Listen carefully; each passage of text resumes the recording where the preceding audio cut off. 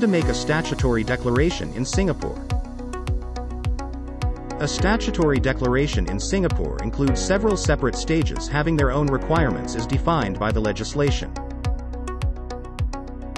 1. Obtain a statutory declaration form. You must identify the relevant form, which shall meet the requirements for which the declaration is intended.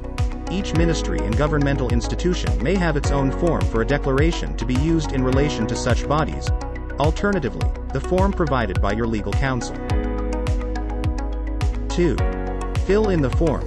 You must know what is required to declare.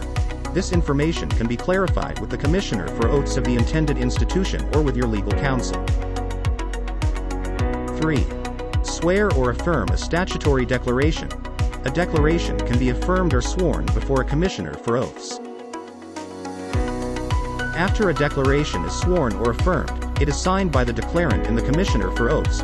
From this moment, a statutory declaration cannot be changed or amended unless doing so before the Commissioner for Oaths. Statutory declarations that are to be used outside Singapore shall be signed in the presence of the Notary Public in Singapore. Check our website and our social media accounts to learn more, or contact us through WhatsApp, number in the description box below.